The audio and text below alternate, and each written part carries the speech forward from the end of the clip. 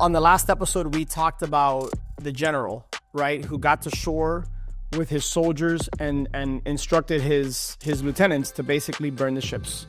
And the only way off that island was to succeed or to die, right?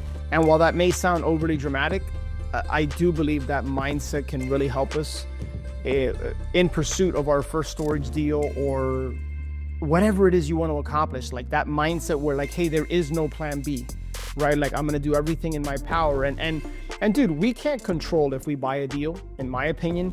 However, we can control our mindset, the daily actions and non-negotiables, the things that we commit to. And all of that, like a deal doesn't happen by accident. It happens by first getting clarity, right? Well, first is what we talked about in episode 1. You establish a strong why and you hit a goal. You have both of those. You have an extremely strong why. Some might argue it's the strongest of whys, right? Your family and a growing family. And you have a very specific goal. It's to buy your first storage facility within the next 6 months.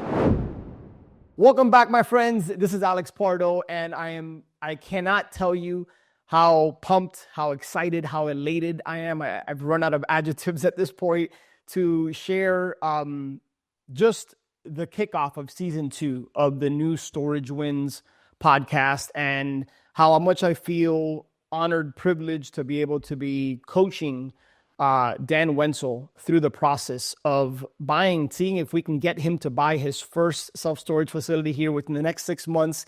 If you're just joining us for the first time, I really want to encourage you, make sure that after this episode, go back and plug into episode 1 of season 2, where we really laid the emotional groundwork, so to speak, right?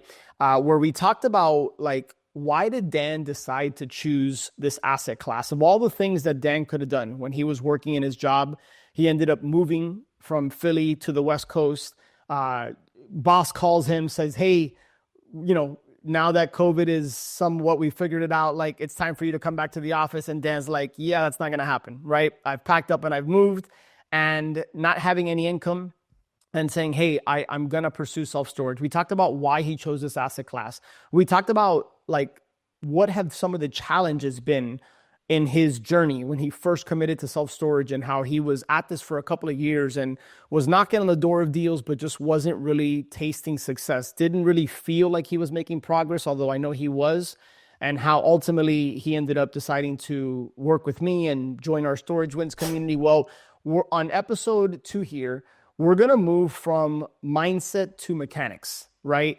Now's when I'm going to help Dan really start to like create some more confidence, get some clarity about why he chose this asset class in terms of the goals that he and his family are after.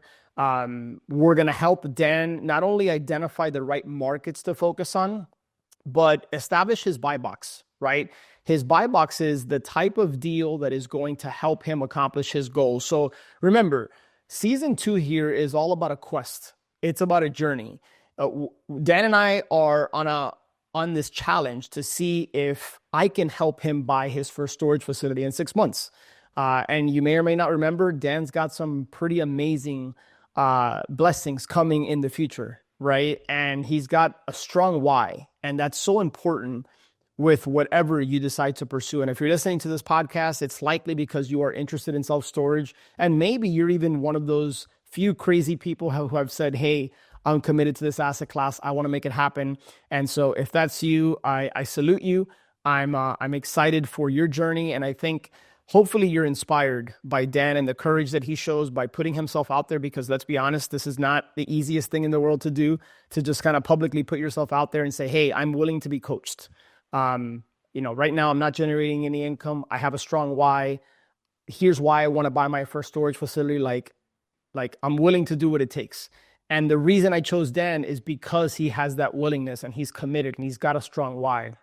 And I'm also putting myself out there, right? Because obviously I want to help Dan succeed, and I'm putting myself out there and coaching him kind of live on the podcast here.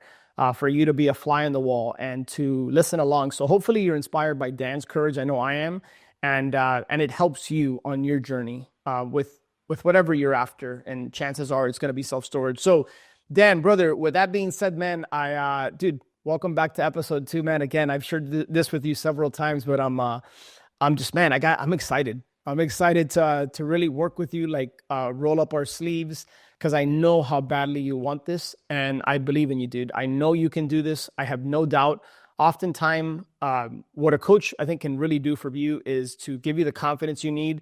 And why don't we start there? Because confidence is an area that, would you say it's fair to say you've either lacked or you're in need of more of in order to help you accomplish your goal of buying your first storage facility? I have um I've had a little bit of a roller coaster on that point.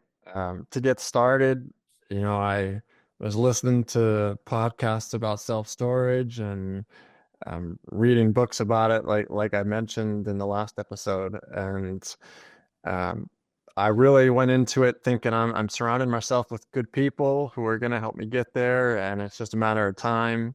Um, and I started making offers, thinking, man, I made 3 offers so far. I must be so close. And then I made 5 offers, and then I made 10 offers, and I'm like, okay, one of these has to hit. And now I've made 30 offers, and it's like still I still don't own a storage facility. So my confidence has gone up and down, and Yeah. and definitely at times it's like, it's hard to keep it out of my mind that, like, what if it doesn't work? But then I quiet those voices quickly, um and I know I tell myself I'm surrounding myself with the right people, Yeah, and man. I'm sticking to the right process, um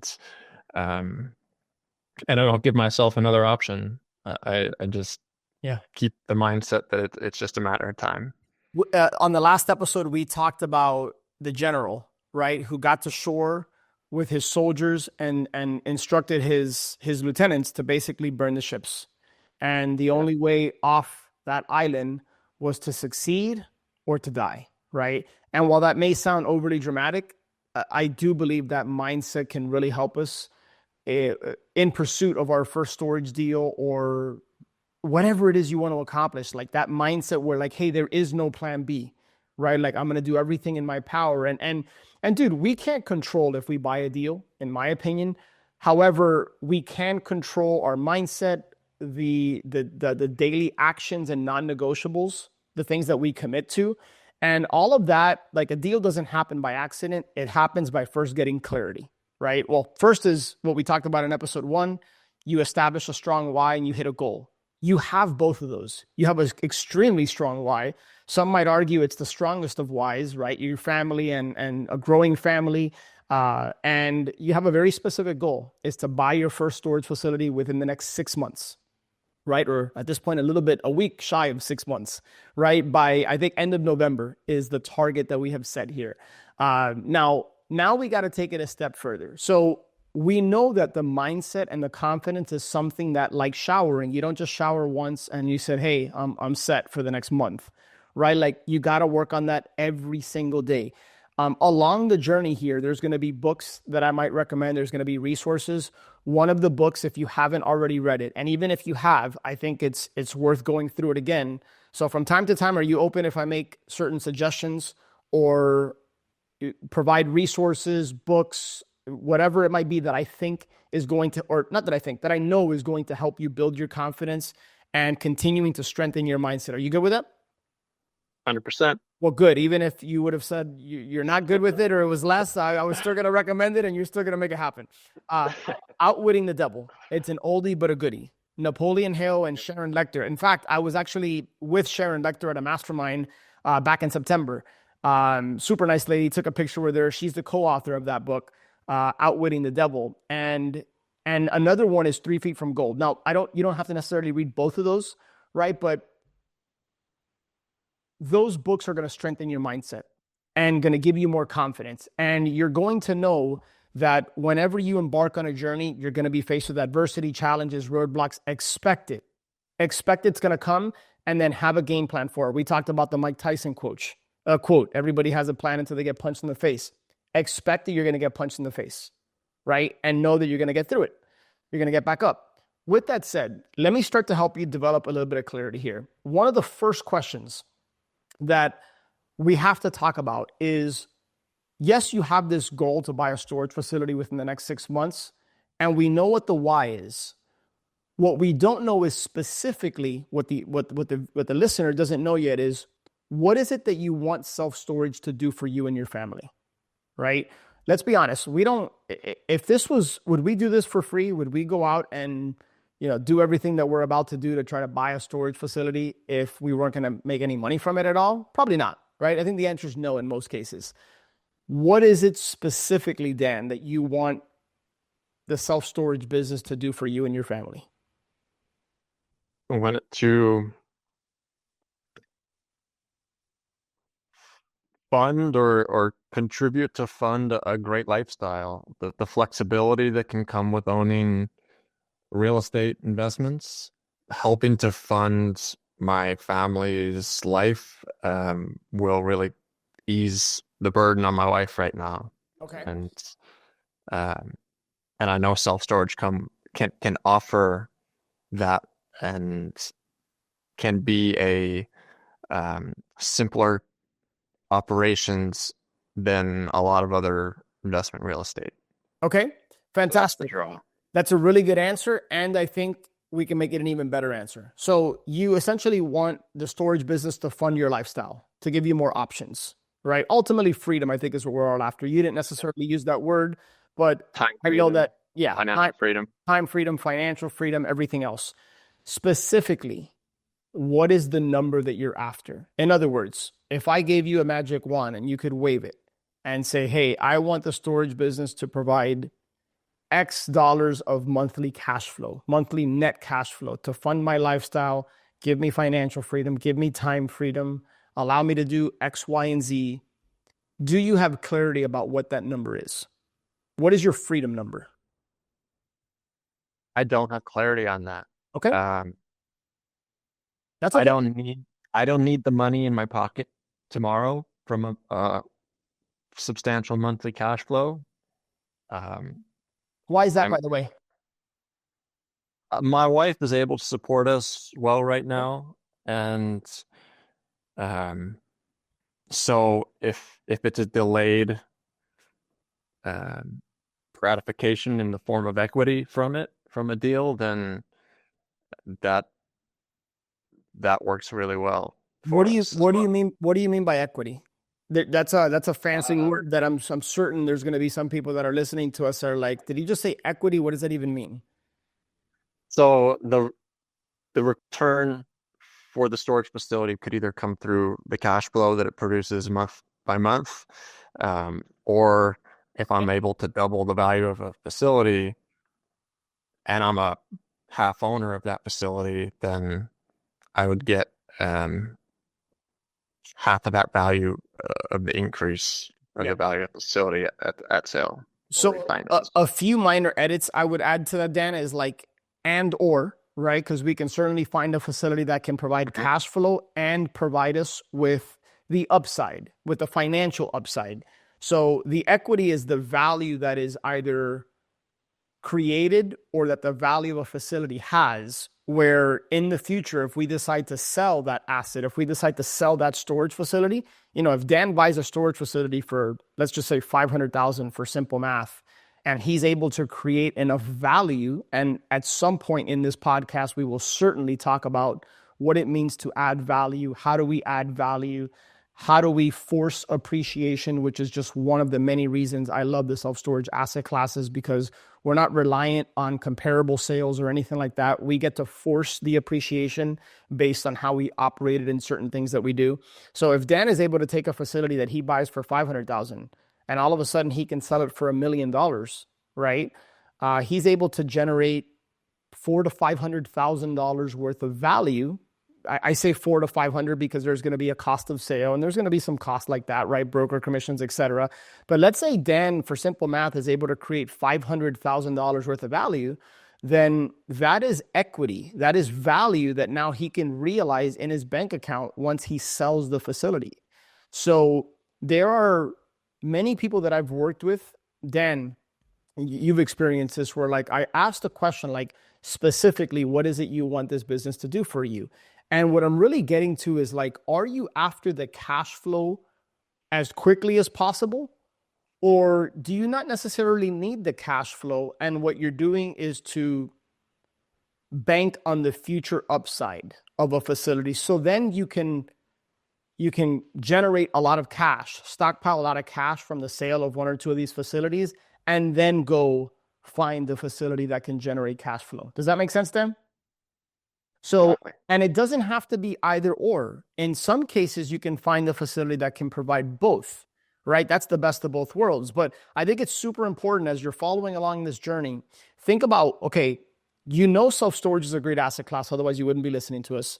What specifically do you want it to do for you? I find that, Dan, I don't know if you know this, but probably most people that I ask this question, when I say, hey, are you looking for cash flow? Are you looking for the equity upside, the financial upside of a facility down the road?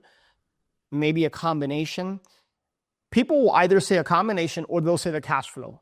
Very rarely do people say, yeah, I'm looking for the equity upside down the road, which makes sense. Why? Like, we live in a microwave society. People want like results today. They don't want to like delayed gratification. And I don't say that with judgment. There's not a right or a wrong. But as I start to ask more questions and peel the layers of the onion back, many times I find that it's actually not cash flow that they necessarily want and need today, but they would benefit more from the upside a facility or two could provide for them, so that then they can go find an asset that generates that consistent cash flow. You happen to be in a position where your wife is able to support the family right now financially, right? So that in the future you can support the family financially. And so while cash flow would be great, generating an extra $1,000 to $5,000 a month in cash flow would really, really be nice. Don't get me wrong. Who couldn't benefit from $1,000 to $5,000 or $10,000 a month in cash flow, which storage can definitely do for you? But is it going to be enough of a needle mover for you where like it gives you all the financial freedom and time freedom that you desire? Probably not, right? It's a good stepping stone. It's a great leap. But so right now you've gotten clear that you're looking for more value add storage facilities. Is that right? Yep. You're looking for facilities where you can create the value. Maybe something where the rents haven't been raised in a period of time, and you can identify a storage facility in a market that has demands for storage where you can increase the rates and create some value there.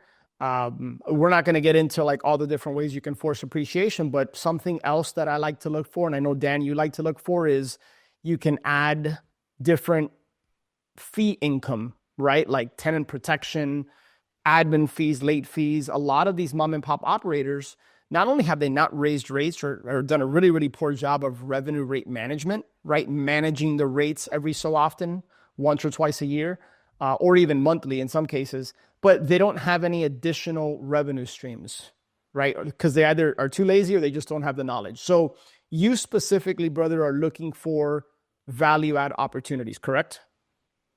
Okay. Yeah, exactly. Now, have you identified? I'm going to ask you two follow-ups here. Now that we have clarity about the fact that like we're looking to create value, we're looking for something that we could potentially buy, create value, and then in a 1 to 3, 1 to 5 year period, would you say you can eventually sell to generate an influx of cash? Okay. Yep. To sell or refinance. To sell or refinance, pull cash out. Got it. What would you then do with that cash? And specifically, how much cash would you like to generate from your first facility? And the answer is as much as possible, of course. We know. I don't have clarity on that. Okay. I'm not sure how to answer that right now. Okay. Well, let's unpack it a little bit, right? Okay. So, how much money? Let's start here. When I asked you the question about what specifically you want the storage business to do for you, told me that you want financial freedom and time freedom. You want it to fund your lifestyle.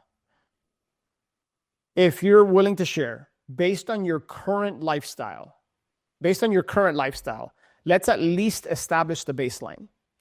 What would it take on a monthly basis to live your current lifestyle? Be honest. Don't be conservative. Don't be aggressive. Don't be modest. Just give me the straight. I don't know the number exactly, but roughly I would say probably about $200,000. Okay, probably about $200,000. Now, we talked about this before when I made the invitation for you to put yourself out there and to open yourself up to everybody, which again takes a lot of courage. We talked about the fact that, hey, if we're gonna do this, we got to do it right. We got to be real, genuine, authentic, and you have to allow me to coach you, even if it's like difficult, tough love, right? And you said, I get it. By all means, that's what I want. That's what I need. Is that fair to give you that, to provide that context for everybody? Yeah, that's fair. I Okay. think the number's actually about 300,000. Okay, so that's a pretty big, Yeah. and I think that that's going to highlight exactly. So you know how every now and then, like you and I talk, and I'm like, all right, Dan, put on the headgear, put on the virtual headgear, right? Because we're going to spar. And I say that like half joking, but brother, it's so important, and I hope everybody can hear me loud and clear. It is so important that you understand the numbers, right? When you pay attention to money and you pay attention to finances and you pay attention to the KPIs, the key performance indicators, the the the numbers on the dashboard and what the gauges are reading to be able to determine the health of the business, the health of your finances. When you pay attention and focus on that, it tends to grow. What you focus on expands, right? So going forward, I can't allow you to not know these numbers. So when I tell you, hey, what does it take to live your current lifestyle, but you're not sure, I don't want to say that's okay. I definitely want to say that's not okay now that you know going forward. You have to know these numbers, right? So even though your wife might be the one that handles the finances right now, I'm not sure. You absolutely need to know to the dollar, what does it take to fund your current lifestyle on a monthly basis? Okay. So for some people that could be 10,000 bucks a month. For some people that could be 30,000 a month. For others that live a modest lifestyle, that could be 4, 5, 6 grand a month, right? There's not a right or wrong, but let's establish a baseline. And the initial baseline that I'd like you to strive for, it's not going to be where we're going to stop, right? Because chances are you probably want more. And if you don't, okay, you don't, but let's figure out what is the baseline that we need the storage business to provide for you and your family so that your wife has the option to not have to continue working. Or maybe she loves what she does, but she can not work as many hours. That's something that you've shared with me, right? Is that your wife puts in, what, 50, 60 hours a week? Yep, exactly. Right. So your wife is putting in 50, 60 hours a week. And one of the things I shared with you is, hey, speak with your wife and don't assume you might have a desire for her, but let's find out what she wants because that's super important what she wants. Not necessarily what you want is important, but maybe she loves her job and likes to work, but she doesn't want to have to work 50, 60 hours a week. When you had that conversation with her, what did she share? Like in a magic wand scenario, picture perfect scenario, how many hours would she like to work? She'd work about 32, 35 hours a week. Okay. And now she's pretty much putting in like double that, right? Yeah. Okay. So with that being said, you shared that 300K a year is the number. So grab your calculator and you're a smart dude. You may or may not need that, right? But what is that number monthly? 25,000. Okay. So you want the storage business to provide $25,000 a month in order to allow you to live your current lifestyle and give you financial freedom, time freedom, everything else.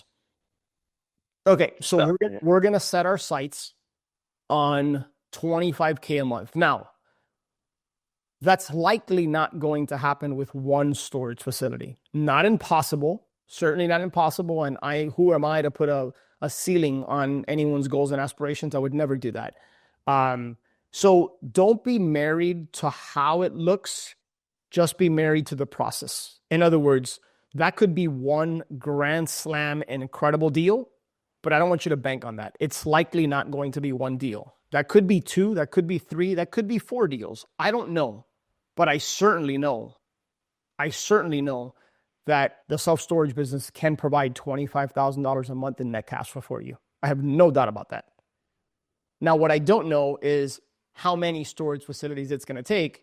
What I do know is that it's not going to take you 30, 40, 50 facilities.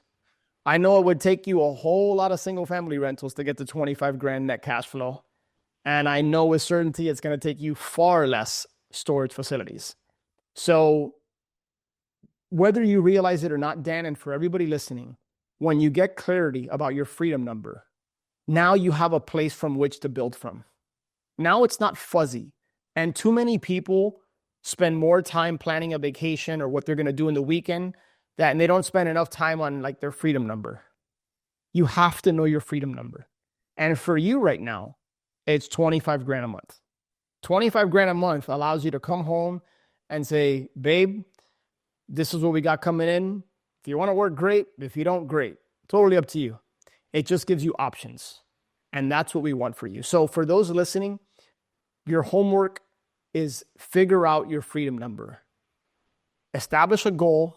Understand your why, which we talked about in episode 1. And then let's start to figure out your freedom number so that you can then determine, hey, am I really after cash flow initially when I get into this business? Or am I after more upside off of my first, second, or third facility so that I can start to generate this big snowball effect? Okay? So I'm going to pause here. Any questions, any comments, any ahas, takeaways? I'm with you. Everything is, it makes sense. Okay. Here's what I want you to do. You've heard me talk about in our Storage Wins community calls about SMART goals, right? Goals need to be specific, S-M-A-R-T. They need to be specific, measurable, attainable, or actionable. I've heard people use either A, relevant or realistic. I've heard people use either R, and then T is timely. They have to have a date. You're looking to buy your first storage facility within 6 months. By when? What is the date? November what? Do you have that written down? 27th. Okay, that's Thanksgiving, right? Or right around Thanksgiving? It's right around Thanksgiving, yeah. All right. I have a slight... That might be what? Go ahead. That might be Yeah, that is Thanksgiving. Maybe it's the 25th. I'll have to get clarity on that too. No, I'm looking. Thanksgiving is Thursday the 27th. Yeah. Why don't we do this? You know how the week of Thanksgiving gets a little fuzzy with title companies and all that, and sometimes holidays people tend to shut down. How about we say by Friday the 21st? Yeah. Okay. So Good day. I want you to write down a goal as if you have already accomplished it. I closed on my first self-storage facility on or before Friday, November 21st, 2025. Now, 25 grand is the freedom number. I'm not saying that you're going to accomplish that before November. I'm not saying it's impossible, but I'm not saying that is the freedom number, but your initial goal on the way to your freedom number is buying your first storage facility. We're looking for a value add opportunity. We're looking for a deal that you can buy, create the value, and sell within a 1 to 3, 1 to 5 year period to generate a bunch of cash. And when you get your first, you're not going to stop there. You're going to move on to your second. So we don't know how it's going to look. We just know what the roadmap and the process is going to entail, right? So every single day, brother, I want you to read your goal. I want you to read it as if it's already happened. I want you to visualize it. I want you to see it. And this isn't some secret woo stuff. This is a part of what you're going to be doing every day. But I want you to experience what it's going to be like. You've already knocked on the door and tasted success, right? Or maybe you haven't tasted success, but you can imagine what it feels like. When you read your goal, I want you to see it. I want you to believe it. Because the most important element here, aside from the action and the execution of what we're going to be going through, is you believing in yourself. Without belief in yourself, it's going to be very difficult for you to accomplish this goal. So, do you have any doubts about your ability to do this? Not one. That's exactly what I wanted to hear. Neither do I. Okay. So now that we've kind of established that, do you feel like you have a little bit more clarity there? Yeah. Helpful. Okay. Don't let me catch you in a place where I ask you a basic question about something and you don't have that number, because you now take ownership of that moving forward. You have to know that. Okay. What you focus on expands. Otherwise, it's going to elude you. Okay? All right. Now that we've kind of gone through that process, let's start to identify the guts of your buy box. Now, here's what I'll say. I think a buy box is important. A buy box essentially outlines like what a storage deal looks like for you. I've created some videos on my YouTube channel about that, about how to establish and create your buy box. We'll see if we can link that up in the show notes. And we'll likely do some podcast episodes in the future just about this one thing. But elaborate more, Dan. Like, what does the ideal deal look like for you? Yeah, I have my buy box written out. It's I love it.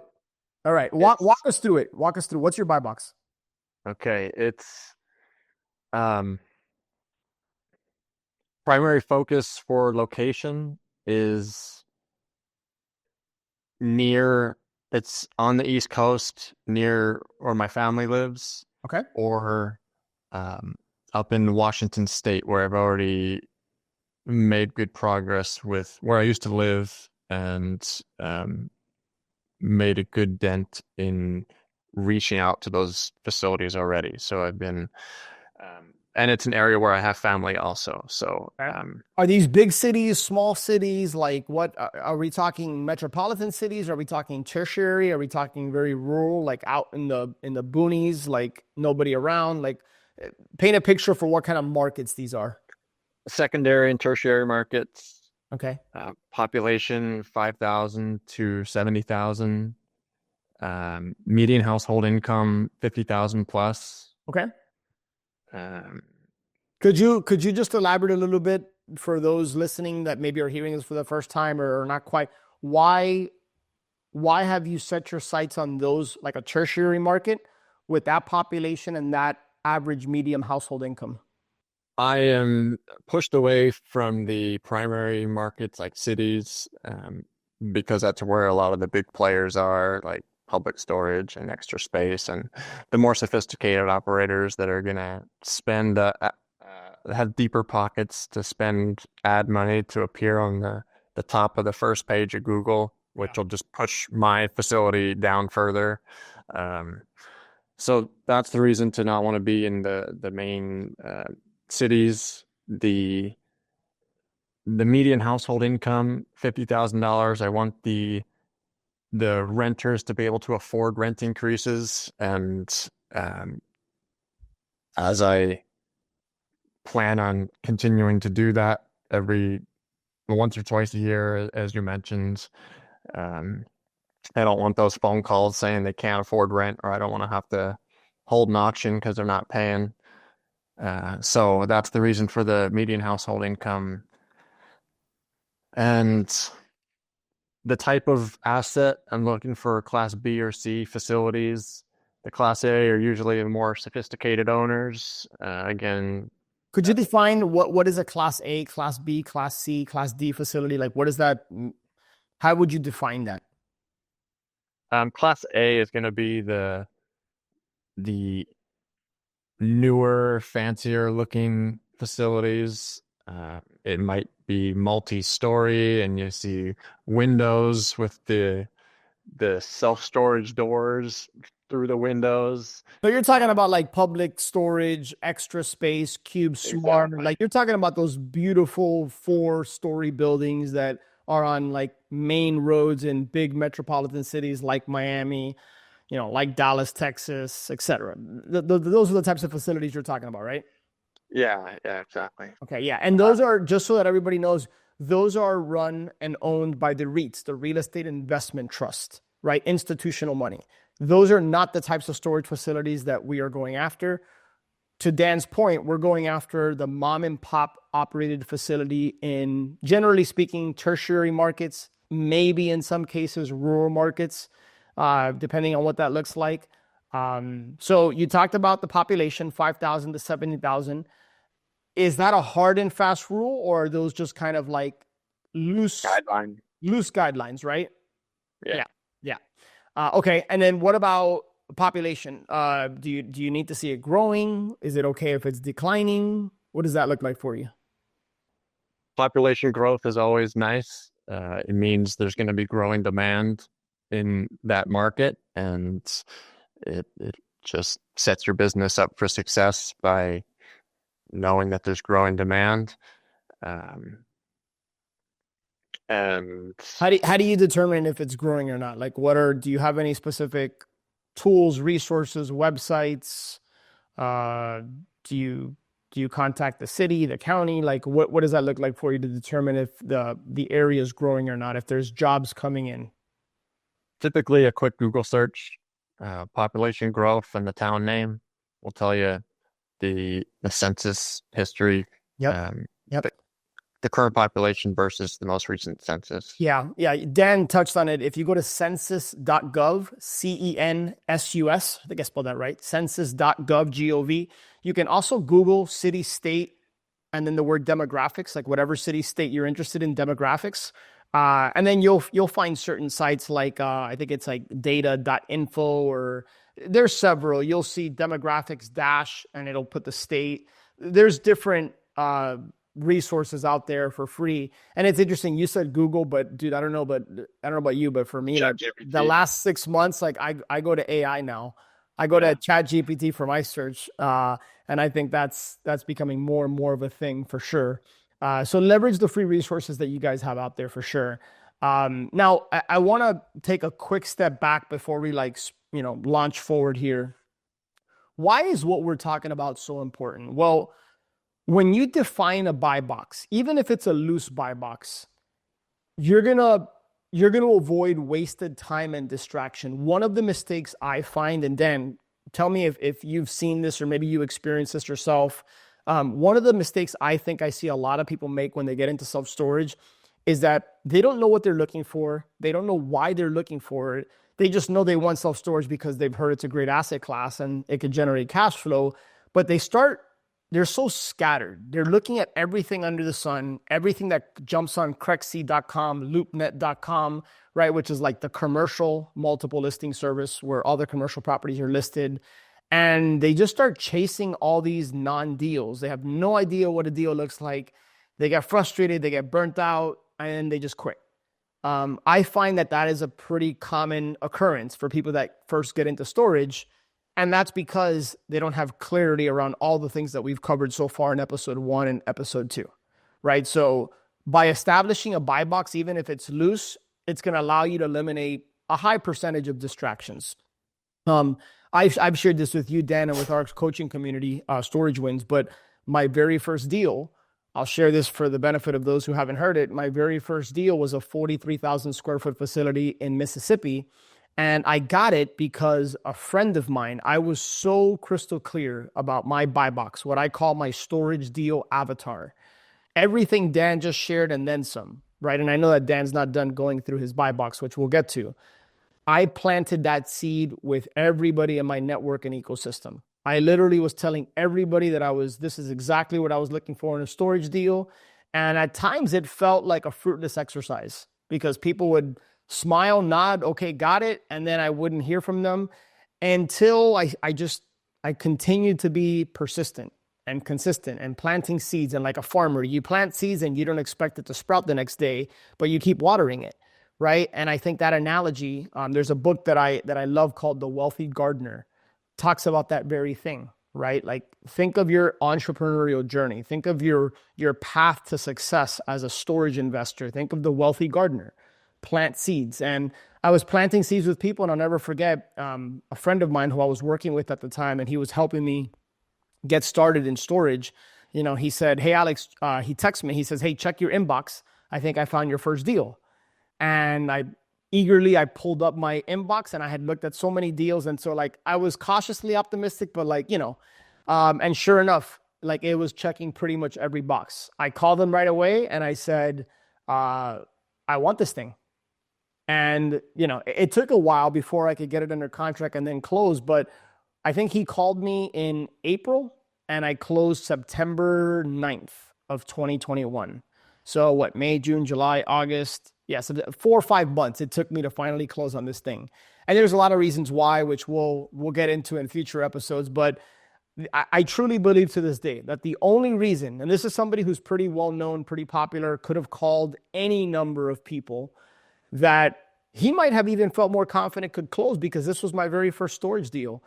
But because I was so persistent and I knew exactly what I was looking for, he saw it and he first thought of me. So when people think of storage, they need to think of you. The only way that that can become a reality is if you share with people what you're looking for and you stay in front of them, top of mind.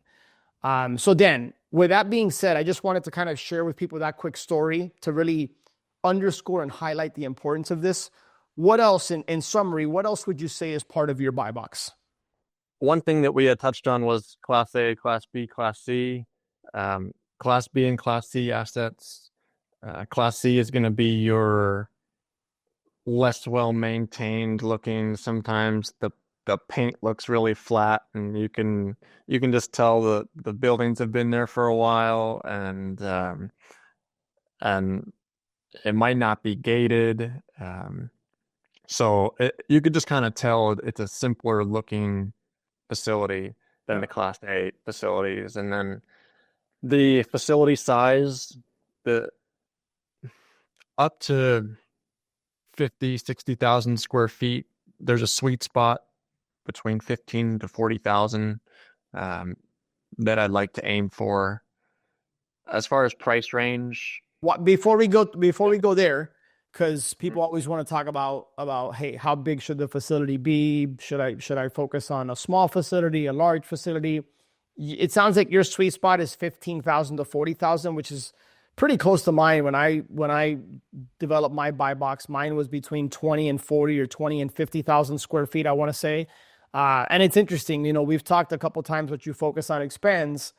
The very first one I bought was on the upper end of that range. I bet you if I would have said, hey, I'm looking for a 5 to 20,000 square foot facility, chances are my first deal would have been in that range because you get what you focus on. Why have you determined that 15 to 40,000? No right or wrong. I'm just curious. How did you end up to that conclusion? What it takes to go through the process of finding, buying, improving the operations of a facility and then selling it, for my understanding, doesn't change a whole lot depending on the size of the size of the facility. So if I'm going to buy one, I don't want to think small and just buy a little 5,000 square foot facility that isn't producing a whole lot of income. Time is valuable, and if I'm going to do it, then I want to spend the time on one that's going to really move the needle forward. But as it gets a whole lot bigger than that, you're going to start getting up against bigger players, bigger competition looking to purchase those larger facilities. So yeah, that was kind of the sweet spot that I found.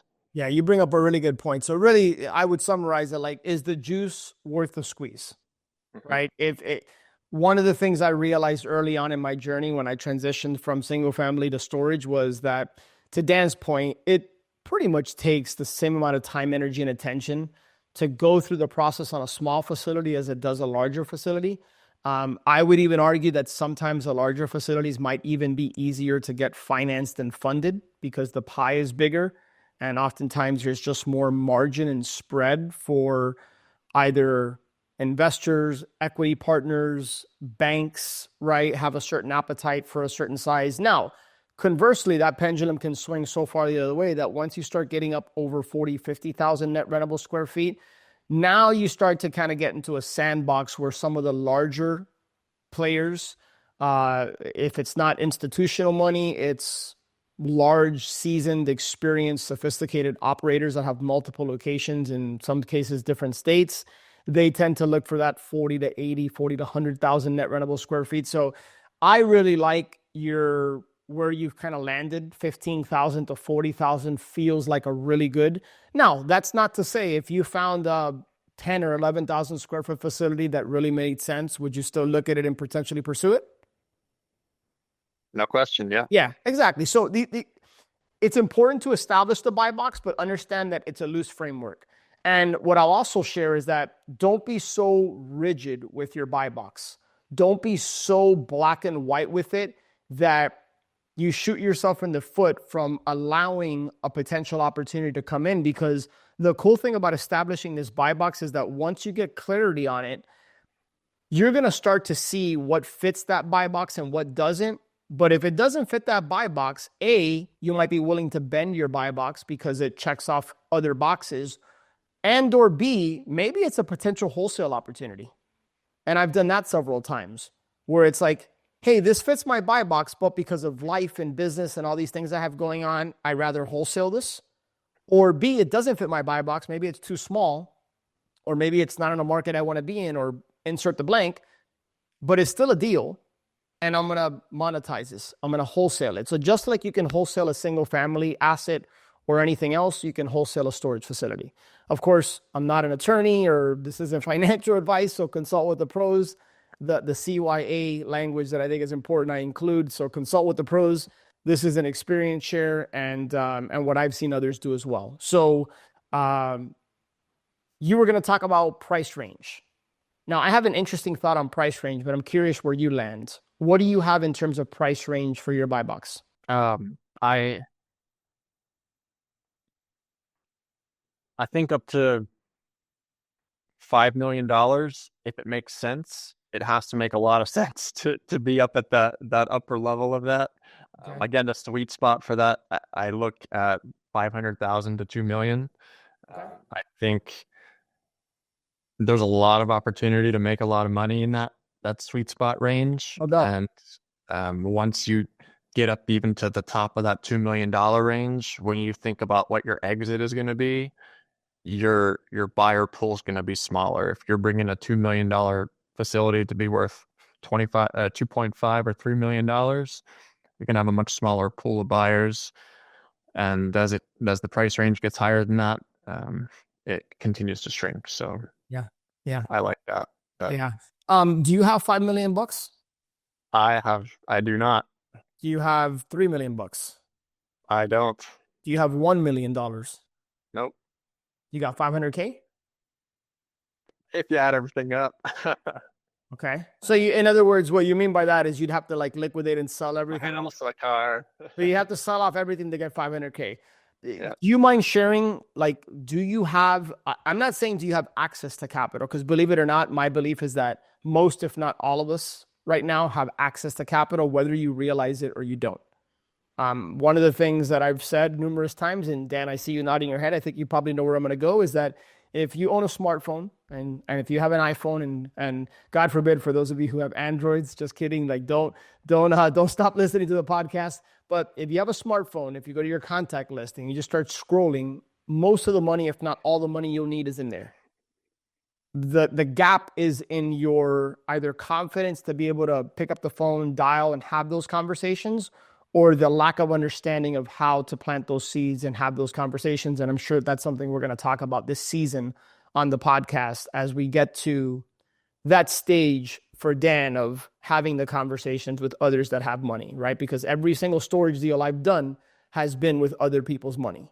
They can be structured in many, many different ways. But the one belief that I find holds most people back, Dan, from even giving themselves an opportunity to get into this asset class and step to the plate and swing the bat with an offer is their belief that they need to have all this money. They just need to believe that the money is out there, but it doesn't have to currently be in their bank account. So what gives you the confidence to pursue a $5 million deal potentially if you would have to sell everything you own to potentially get to 500 grand?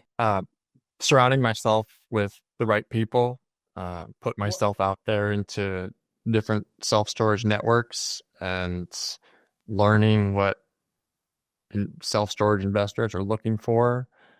There's, from my interactions with people and the people I've met and the deals I've seen others get, there's a lot of money out there looking for self-storage investments, looking for the right opportunity. So if you have the right deal, the money will find you.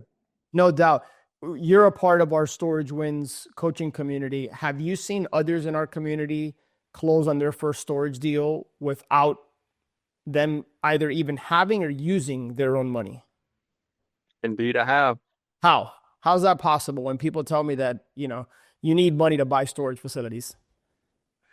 Yeah. So I think a good lesson there is, in order to get into a deal, it depends. There are different pieces of the pie of what you're bringing to the table. Yeah. In order to get into a deal, it doesn't have to be the money. You can operate a deal, you can sign on the debt, you can help fund the deal, and there's a fourth piece there to it that I can't think of at the moment. Well, But you can certainly find the deal and like bird dog it, right? You can find it and turn it over to somebody. Like I have friends that will sometimes text me and say, "Hey, here's a picture of a storage facility I just drove by." That's like a bird dog, right? Like if I end up buying that facility, they might get 5 grand to 10 grand potentially, right? It just depends on the deal and what it can afford. You can be like the connector where you can find the deal and then you can find an operator like Dan is an operator, right? And you can find a deal and bring it to Dan, right? And say, "Hey, here's a deal," and work something out with Dan. Maybe you can get some equity in that deal, right? You can do the same thing with me. Maybe people that have money but you don't have money, and you can connect the money to the operators. So if somebody said, "Hey, I'm going to connect you with somebody who's got 6-7 figures you're looking to put into self-storage," and you ended up working with that person and they ended up funding 1 or 2 or 3 of your deals, that person that connected you to the money, could they get something for their efforts? Money and or equity? yeah, I guess it would be whichever they prefer, and if it works in the deal, Maybe it's even both if the deal or can both. afford it, right? My very first deal that I wholesaled with 2 other friends of mine, to this day, that was 4 years ago, we still own some equity in that deal. And we collectively made $99,000 in a wholesale fee. Plus, we retained some equity in the deal, which we still own. So you're only limited by your belief system and your creativity, right? Now, can every deal afford that structure? Not necessarily, but it depends. But don't get caught up right now. Just know that you can contribute and add value. And one of the things, Dan, that I really encourage you to do is to take inventory of all your resources.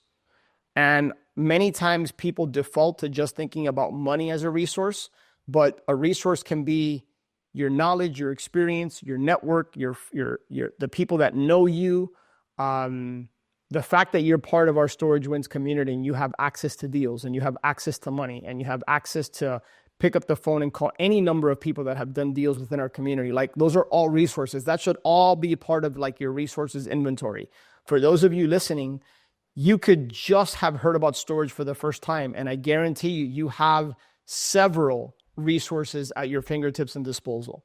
Those are the things that you're going to lean on to help you jumpstart your storage journey. Okay. The fact that you have access to this podcast is a resource. The fact that you have a phone and you can call people is a resource. The fact that you have a social media account is a resource, right? Like you're only limited by your belief systems and your creativity and your ability or inability to act and execute upon those things, the speed of implementation. Okay.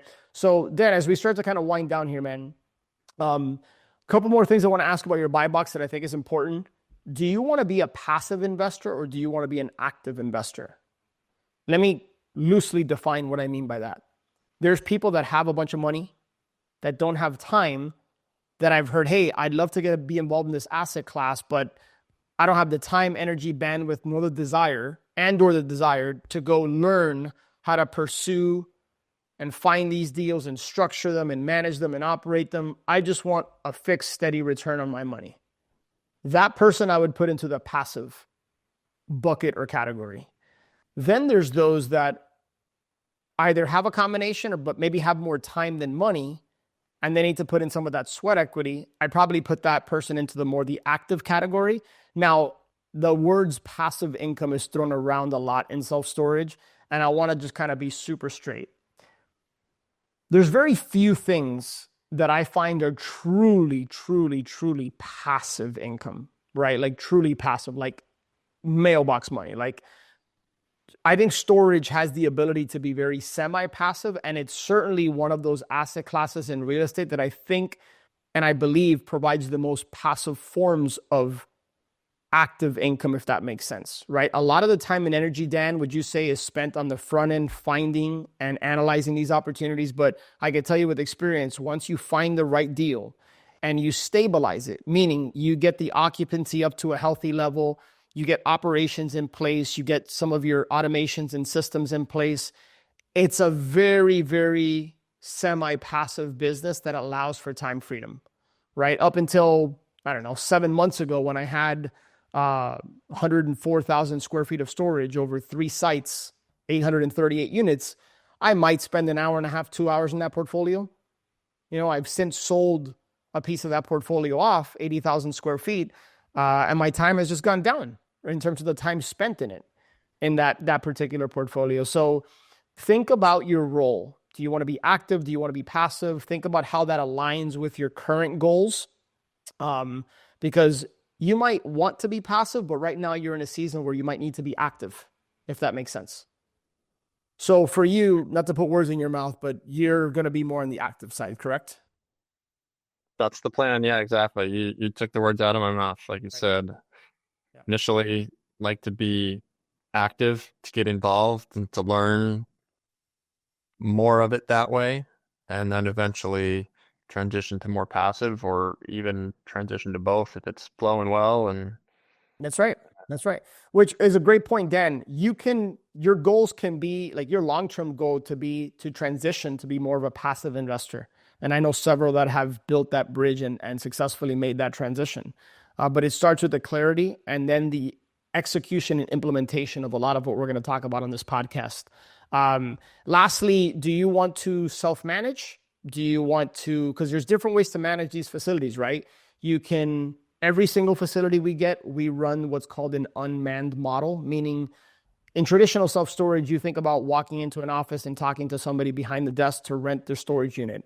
The way that we manage and operate these storage facilities is what's called the unmanned model, meaning we have a part-time boots on the ground team member, right? Which we pay, depending on the market, anywhere between $300 and $600 per month. So it's very, very inexpensive to have a local boots on the ground team member.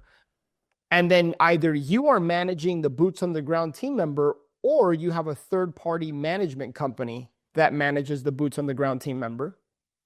And then the third leg of that stool, the 3-pronged system, is you have boots on the ground, you have a manager, which could be third-party management or yourself, or maybe somebody on your team that's managing the boots on the ground.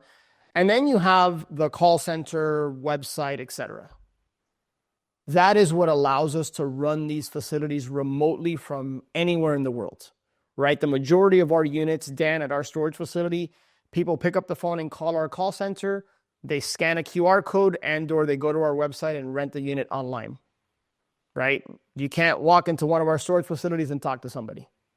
You have to pick up the phone or go online, and that's the way we love it. Now, we still provide exceptional customer service. In fact, my assistant literally just finished monthly. We do outreach, and she personally calls and just to provide above and beyond customer service. And that's why our Google reviews are so high. We have 4.7 stars. And so there's the customer side of the operations, which is extremely important, but you don't have to have employees and you don't have to have somebody on site.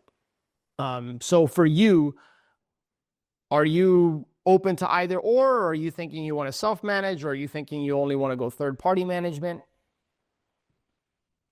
yeah, I'm looking for the unmanned model as well. Have a part-time boots on the ground to sweep out units, turn over units, and not the call center. Okay, beautiful. Well, brother, we've discussed a lot on this episode, and I think I want to pause here. But what do you feel, based on what we've covered in episode 1 and what we've covered here, what are the action items that you're going to commit to here moving forward? Because next episode 3, is when we're really going to now put the pedal to the metal, so to speak, in terms of the needle moving activities that you need to do in order to put yourself in a position to find, fund, and buy your first storage facility. Up until now, we've been talking a lot about your journey, the challenges, the commitment you have, why you have the commitment, your goals, establishing your buy box, the certain markets that we're after. We've gotten there, and I think that's all foundational work. We're kind of laying the work. Next episode is when we're going to start really like rolling up our sleeves and saying, okay, what are the daily, weekly, monthly activities that you need to do on a consistent basis in order to get the at-bats and the repetitions you need to put yourself in a position to get your first deal. So for the benefit of those following along in your journey here, we're going to kind of pause this particular episode here. What action items do you commit to? And what action items would you recommend for somebody who's been following along the first couple of episodes that says, hey, I want to pursue this asset class? Or maybe somebody that has been pursuing it, but like you, just hasn't tasted success yet. For me, my focus has been on finding deals. And this is one of the things you've mentioned, just-in-time learning, which maybe is a whole topic for point for another day, but finding deals has been my biggest focus, by picking up the phone, calling storage facilities and talking with owners. And I've been doing that for most of the time. I've been searching for a storage facility to buy. Making more offers has been my biggest action item to try to get me there right now. And it's not going as well as I had imagined with the making offers even for this month. But that's my target action item. And well, by my math, you still got another 15 days. Yeah. Right. In terms of making offers and making offers, let's kind of put a pin on that one, because that something tells me that that's going to be a big part of next week's episode. But here's what I want you to do. You've already established your markets. You've already established your buy box, and we've talked about that in detail on this episode.